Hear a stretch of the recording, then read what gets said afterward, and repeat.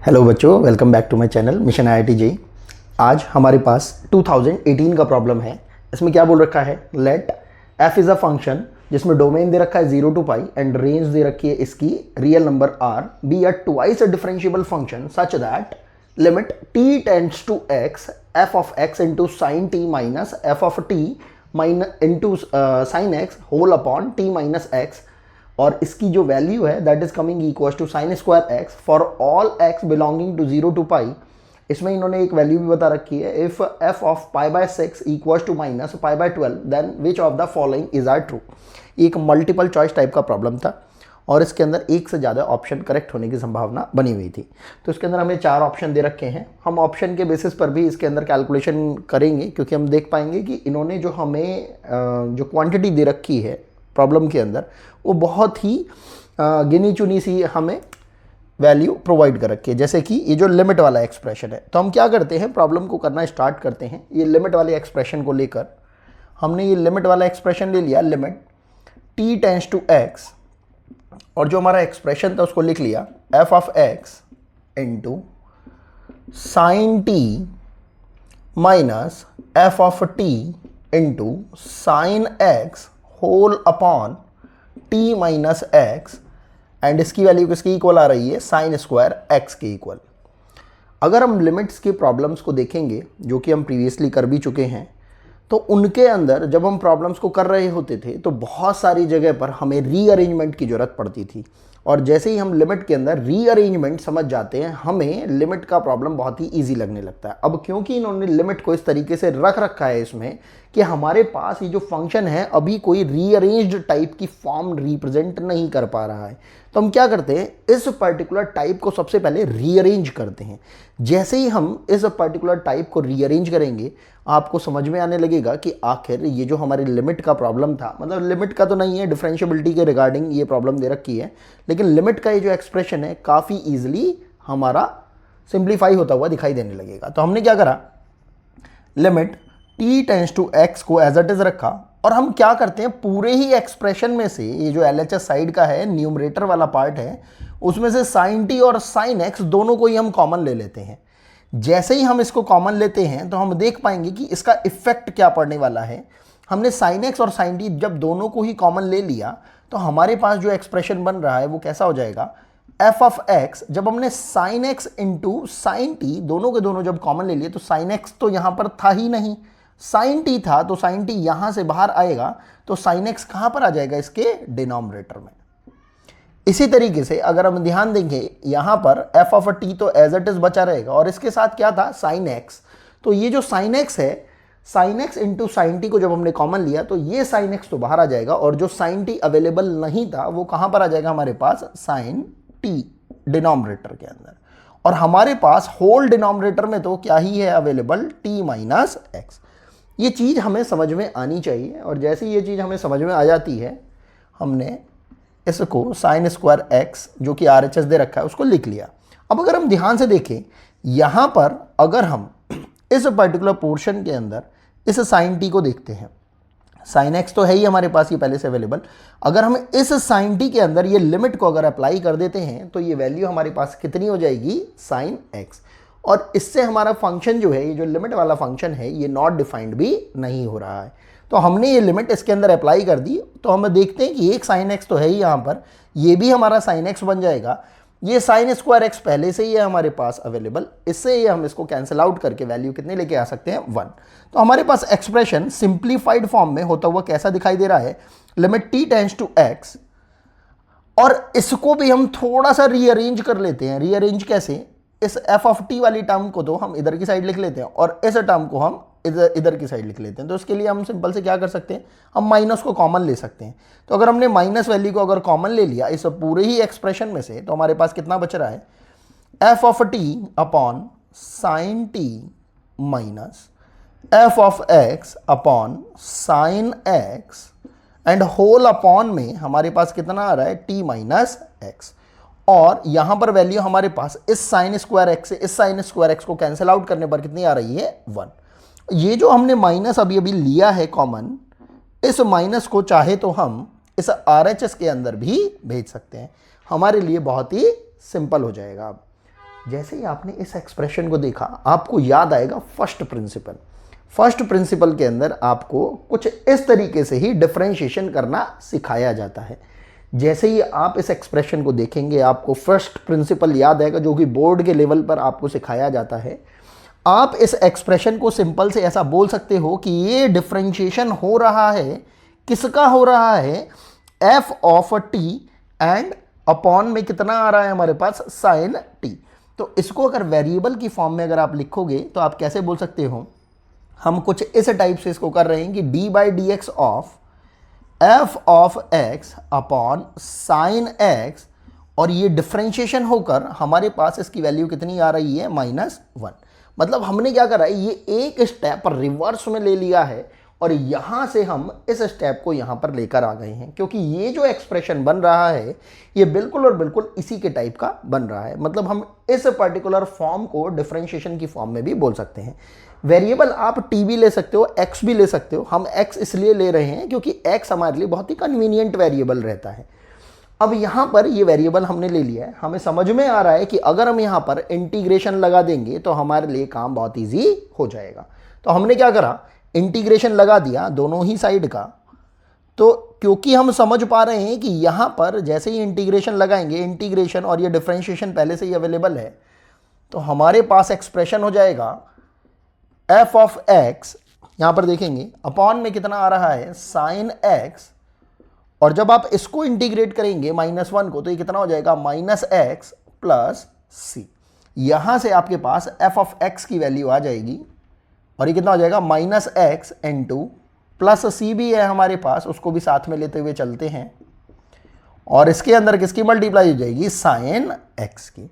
अब हमारे पास ये जो कांस्टेंट c है इसको भी हमें थोड़ा सा सिंप्लीफाई करना पड़ेगा, मतलब इसकी वैल्यू कैलकुलेट करनी पड़ेगी, जिसके लिए इन्होंने प्रॉब्लम में पहले से ही बता रखा है कि f ऑफ π/6 की वैल्यू कितनी दे रखी है, -π/12।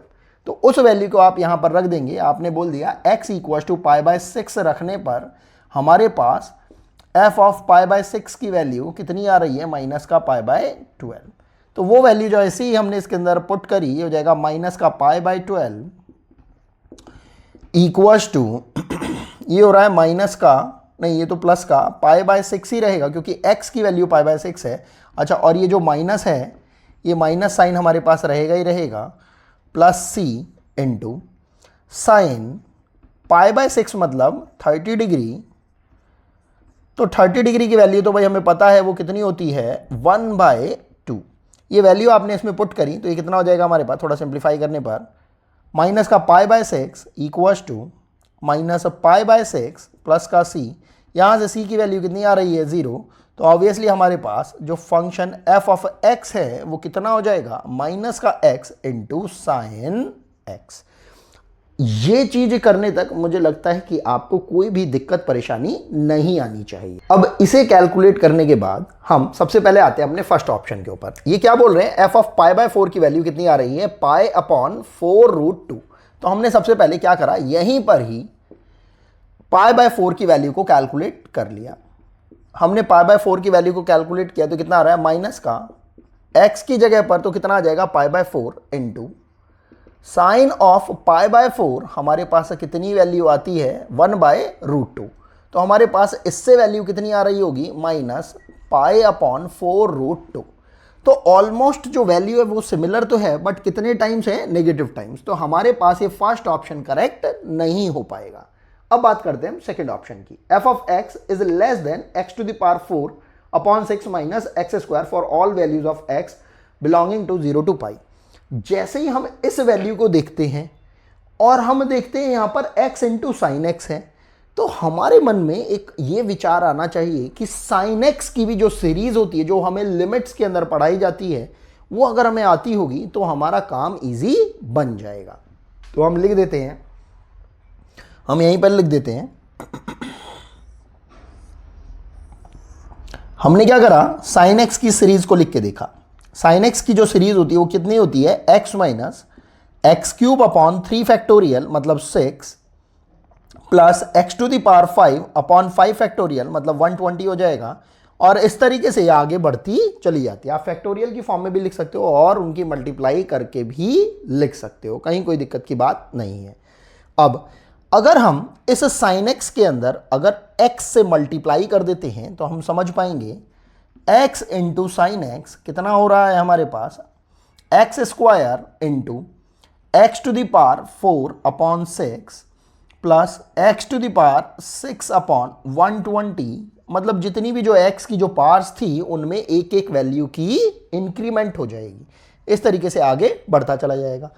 अब अगर हम इसमें माइनस से मल्टीप्लाई कर देंगे तो ये कितना हो जाएगा, minus x into sine x equals to, ये जितने भी जो साइन है वो हमारे चेंज हो जाएंगे। तो ये हो रहा होगा हमारे पास x to the power 4 upon 6 minus x square, मैंने क्या करा इसे थोड़ा रीअरेंज करके लिख दिया है, और इसी तरीके से यहां पर भी माइनस का साइन आ जाएगा x to the power 6 upon 120, और इसी तरीके से जो प्लस माइनस जो यहां पर हम देख पा रहे हैं एक एक स्टेप छोड़ के प्लस और माइनस अल्टरनेटिवली आ रहे थे, उसी तरीके से ये माइनस साइन लगाने पर हमारे जो साइन है अल्टरनेटिवली जो प्लस आ रहे थे वो माइनस हो जाएंगे और जो माइनस आ रहे थे वो प्लस हो जाएंगे। तो हमारी ये सीरीज कुछ इस तरीके से आगे बढ़ती चली जाएगी। अब अगर हम यहां पर ध्यान देंगे हमारे पास ये जो वैल्यू होगी, ऑब्वियसली अगर हम इस पर्टिकुलर वैल्यू के लिए बात करेंगे तो हम समझ पाएंगे कि माइनस एक्स इंटू जो साइन एक्स की जो वैल्यू है वो ऑब्वियसली जो पूरी की पूरी जो इस साइन एक्स की वैल्यू आ रही होगी एक्स से मल्टीप्लाई करके उससे तो कम ही आ रही होगी।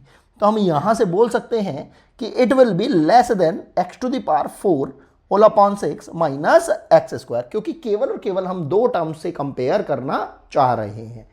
तो जैसे ही ये बात हमारी समझ में आती है इस पर्टिकुलर को तो हम क्या बुला सकते हैं, एफ ऑफ एक्स। तो यहां पर हमें क्या कंपैरिजन करने के लिए बोल रखा है ऑप्शन नंबर बी में, f of x is less than x to the power 4 upon 6 minus x square for all values of x belonging to 0 to pi. हाँ, ये वैल्यू हमारी बिल्कुल और बिल्कुल फुलफिल करेगी। तो यहां से हम बोल सकते हैं कि ऑप्शन नंबर जो बी है हमारा पूरी तरीके से करेक्ट है। अब बात करते हैं हम ऑप्शन नंबर सी की। ऑप्शन नंबर सी में क्या बोल रखा है, there exist alpha belonging to 0 to pi such that f dash alpha equal to 0। बहुत ही सिंपल है, हमने क्या करा, एफ डैश एक्स निकाल लिया। एफ डैश एक्स निकालने के लिए हमने क्या करा, जो माइनस है उसको हमने बाहर ही रखा और जो एक्स साइन एक्स है उसको डिफरेंशिएट करा। जब हमने साइन एक्स को डिफरेंशिएट करा तो कॉस एक्स आया, एंड जब हमने साइन एक्स को एज इट इज रखा तो एक्स को डिफरेंशिएट करके वैल्यू कितनी आ गई है हमारे पास, 1।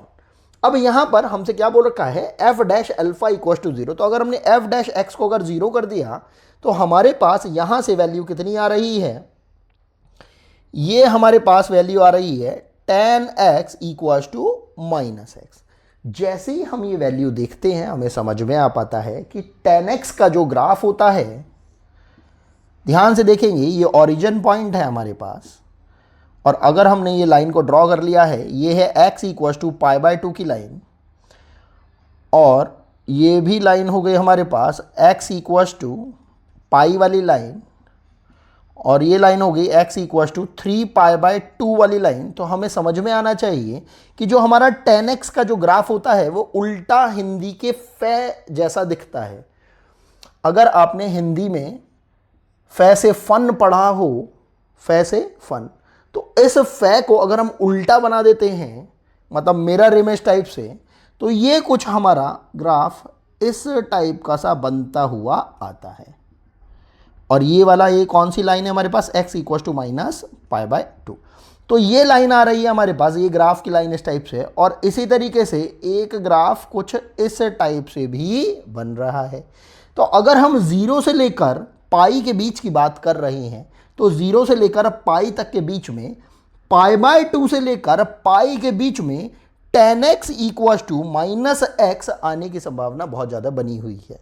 तो यहां से हम सिंपल से बोल सकते हैं कि there exist alpha belonging to 0 to pi such that f dash alpha equal to 0। तो ये ऑप्शन भी हमारा बहुत ईजिली करेक्ट हो जाता है। अब बात करते हैं हम अपने फोर्थ ऑप्शन की।